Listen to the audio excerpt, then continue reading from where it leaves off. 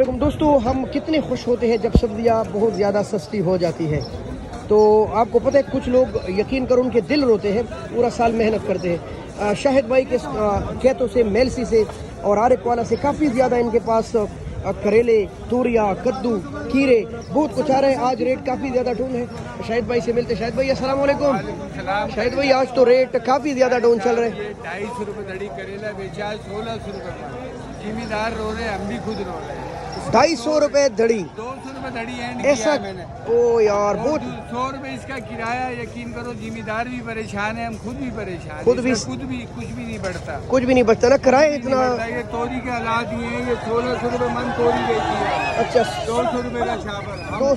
इसमें भी बहुत नुकसान है, और कीरे में भी नुकसान है। में भी नुकसान है, करेले में भी नुकसान है। देखो कितना जबरदस्त। हाँ, लोग कह रहे हैं ये लाखों कमाते हैं, किसी दिन नुकसान हो तो क्या हो गया। आपने कभी लाखों कमाए हैं? बस अल्लाह का रिज़्क़ पहुंचाते लोगों के पास।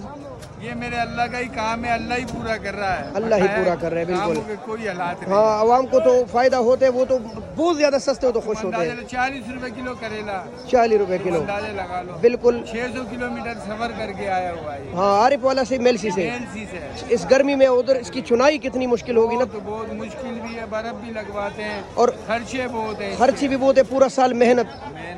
देख लो दोस्तों, आप लोग कहते हैं ना जब चीज़ें सस्ती हो तो फिर भी माशाल्लाह बोलते हैं, और जब महंगी हो तब भी।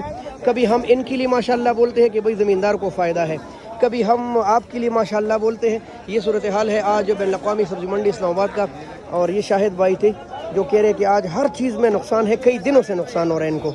तो अल्लाह इनकी मदद फरमाए। अपने ज़मींदारों के लिए खुसूसी दुआओं में दुआएं करें, ताकि भाई ये जो अल्लाह का रिज़्क़ आप तक पहुंचा रहे इतनी मेहनत करके ना, ये बहुत बड़ी बात है मेरे भाइयों। अगर इन्होंने, हाँ, पाकिस्तान एक ज़री मुल्क है, अगर इन्होंने ये उगाना छोड़ दिया ना तो आपको लग पता जाएगा। जब हम ये चीज़ें बाहर से मंगाएँ, जब सोसाइटियाँ बनेंगी हमारे खेतों पर और हमारे ज़मीनों पर, तब अकल टिकानी आएगी, पर वक्त गुजर चुका होगा। शुक्रिया।